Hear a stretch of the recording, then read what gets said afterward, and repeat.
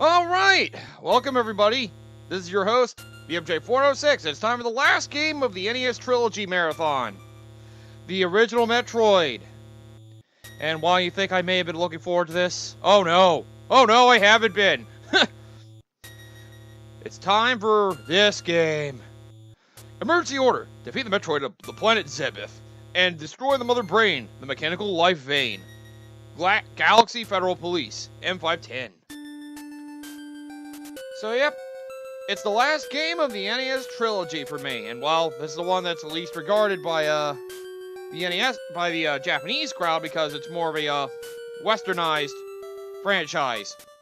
And while funny thing, the international version has continue feature to enter a password, while the Japanese version actually had saves that would save every time you died. So yeah, that's cool for us. Thanks. But either way, here we go. As a Metroid fan, I gotta do it. Welcome to what's arguably the worst Metroid game, the original. Here we go. By the way, I did some practice runs of this beforehand, so it wouldn't be nearly as painful.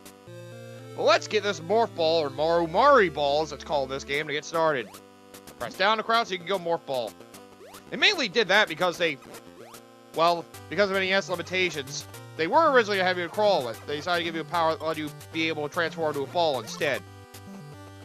Those of you who have played Super Metroid may recognize this area, because it's actually, it's actually the exact area you delve into when you, first delve to the planet in, Super Metroid.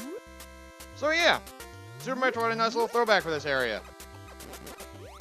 So yeah, for those of you wondering about the original Metroid, well, oh boy, here we go.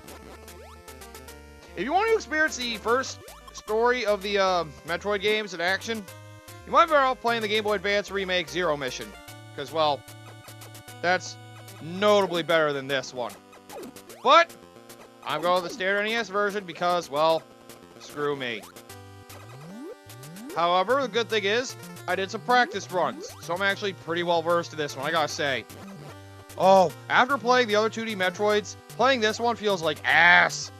Oh my god, this one's rough to handle. Like I said, I played this game not just once, but twice, to make sure I really got a feel of everything. In fact, as we go through this area, you'll probably begin to understand just how much I've been playing this one. Like I said, as a Metroid fan, I want to be able to knock out all of them. In case you're wondering why I'm playing this one instead of the Game Boy Advance version, well, I don't have a Game Boy Advance version copy. Unless I did it via emulator, which I don't really want to do. I was just getting for the Virtual Console eventually if I really wanted to do it, but, well, this is what I have, so this is what we're doing. Buckle down, because shit's gonna suck. Wait, yeah, I want to go this way. Wow! Gee, for how much I really know the game for playing it twice, I almost forgot where I was going. But yep, the way I'm gonna go through this game, if you probably could guess by the way I do most of my games, I'm going for a full-out 100%. So I'm going to show you what I believe to be one of the fastest routes to get everything you can. At least what I believe to be where everything is. I believe the maximum missile count is 250. And every missile tank gives you 5 missiles. Well, I may think, geez, for an NES title, that's a lot of friggin' missile tanks to get. That's 50. You'd be surprised about that. There's a little gimmick as to how that works. Which, speaking of missiles, here's our first one. This is probably the first upgrade you want to go for. So crawl up the blue shaft. Get to the first door on the right as you climb up. Go through that, fall down on the bottom of that right door, and you got this. Now let's go back and get this. Power will be very essential for us. Also get used to killing these things. Try to kill everything you can so you can stay alive. Because let me tell you, running on 30 energy sucks. I'll tell you this as well. Don't die. If you die, you revive with only 30 energy as well. And respawn at the beginning of whatever area you died in. There are a few areas, though. It's not quite as expansive as other Metroid games, but... Oh, wait, yeah, I need to climb up. What the hell am I doing? I almost forgot what I was thinking just now.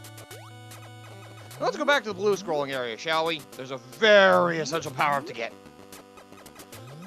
But yeah, this game basically tried to combine the platforming elements of the Mario series with the exploration elements of the Zelda series. You know, this being the last game of my NES trilogy is kind of a good culmination note.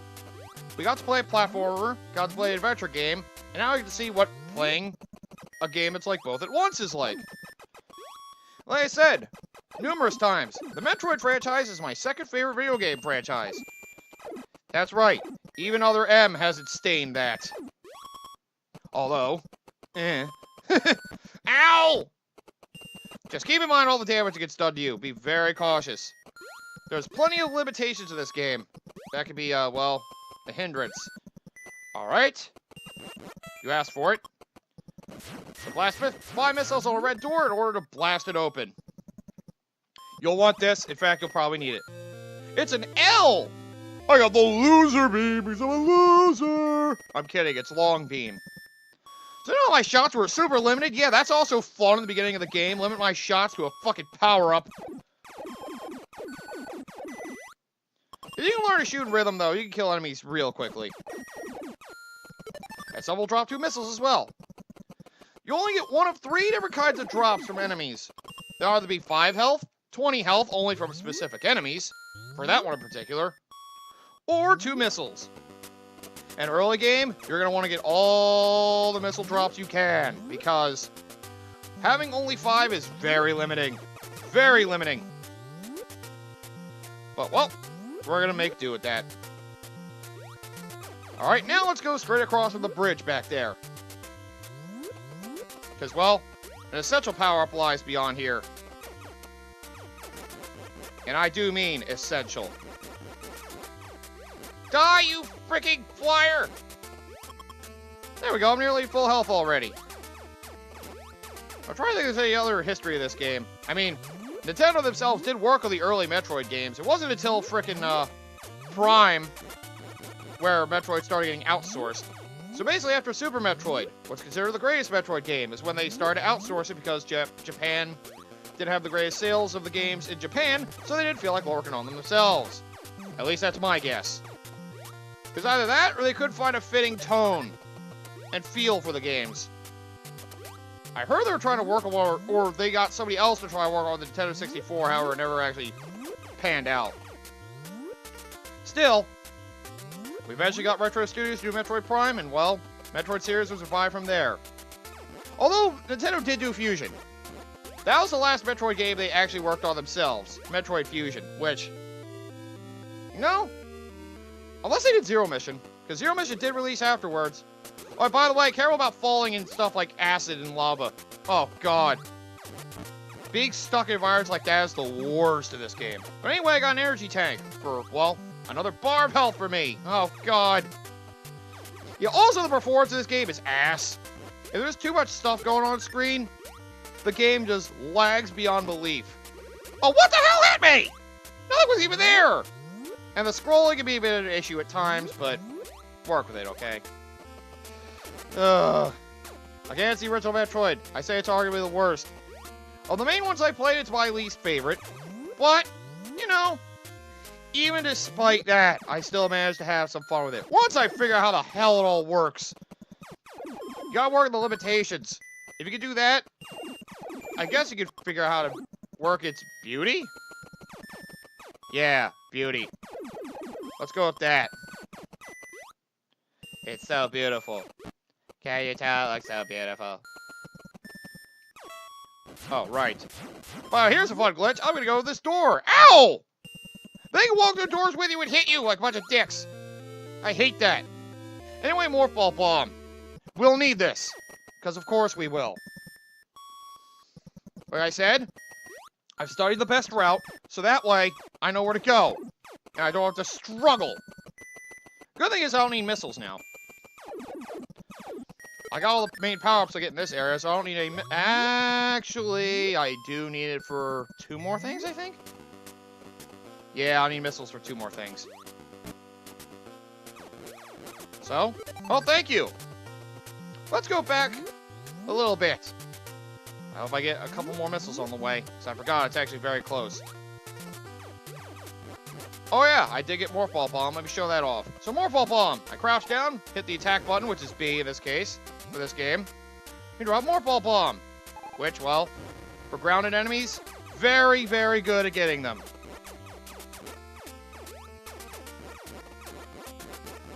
Don't you dare fly away from me, you prick. Oh, come on. Yes. I just need missiles, please. Oh, no, I don't have a wall to go on. Help! Help! Oh! Okay, there it is. Oh, God. If they don't have a wall, they just panic. I love it. Personally love it. Could you not come after me when I'm trying to kill your friend? Well, whatever. Alright, I guess I'll just have to hope for a missile when I fall down. So, yeah. This game is also very archaic in its design, similar to how I felt with the original Zelda. Let me just tell you this, though. You might want to learn to start bombing everything. And start thinking outside the, walls, if you will. Good, I got the missiles I needed. Because, yeah. Basically, this game likes to trick you with its environment. So, you know. This is why I'm especially glad I played this one in advance. Zelda could have figured out eventually. This one would take a little more time. Oh god, you do not get a lot of, like, hints for anything. Anyway, we'll need this. We made our beam half as weak. I mean, half as strong.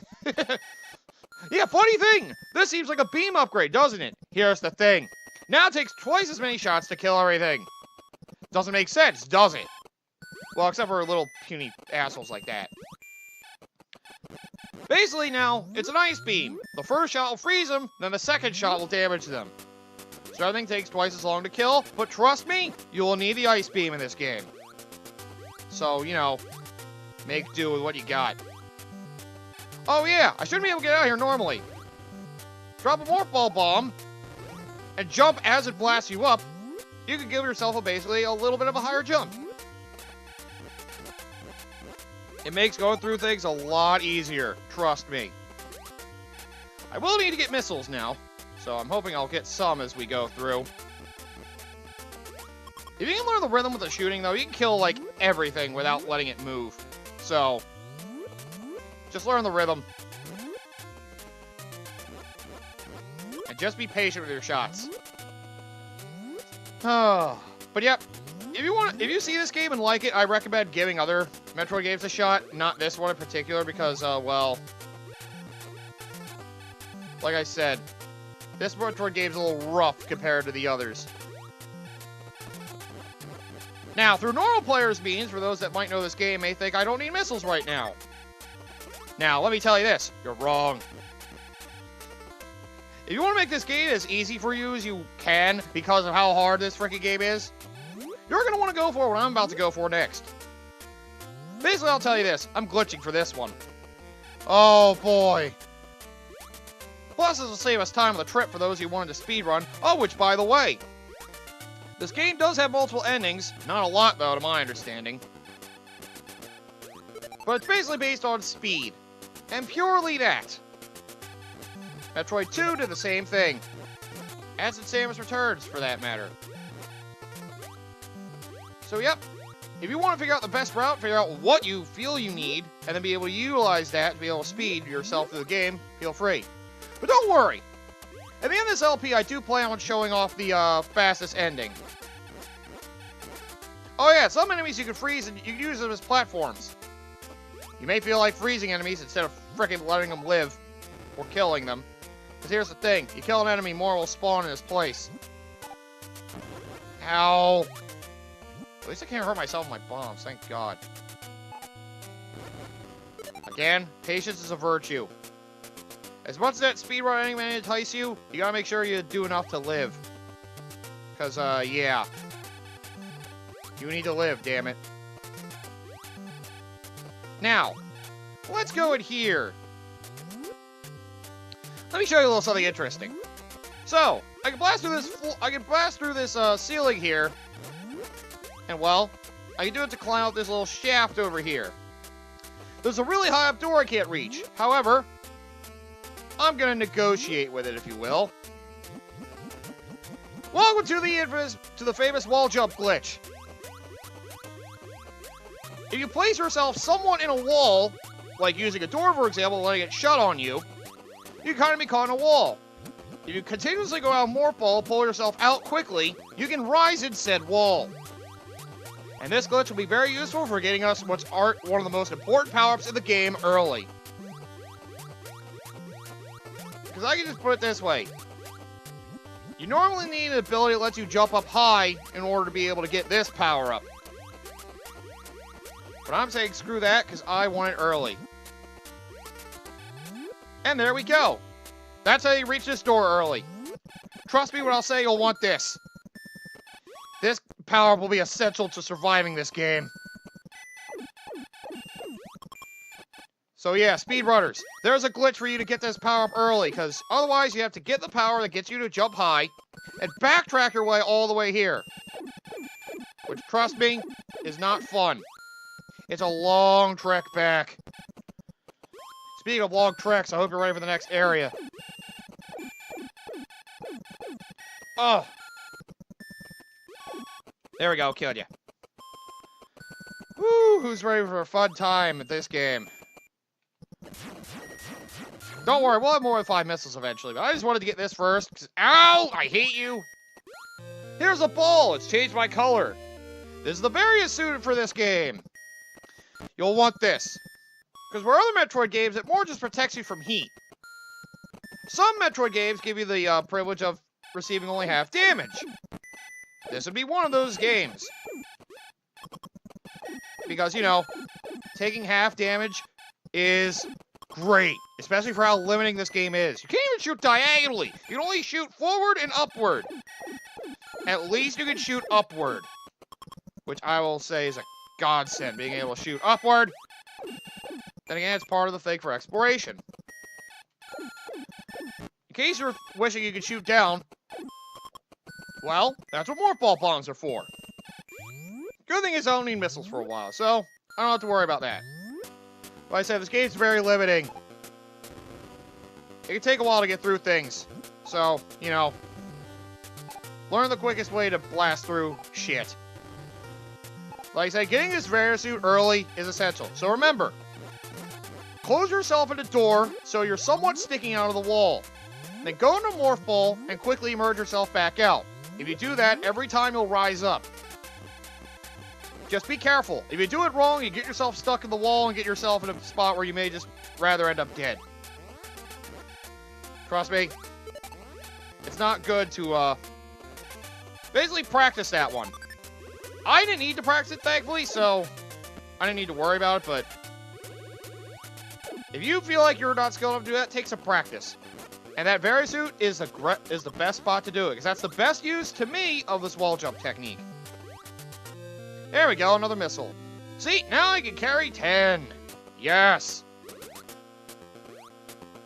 It's weird. I used to hate some of these NES games, but once I actually sat and played them and fully understood how they worked, I am starting to appreciate them a little more.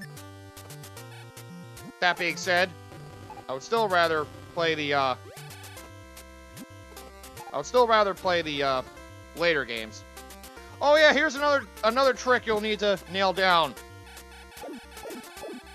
Yeah, I should probably mention another trick to nail down.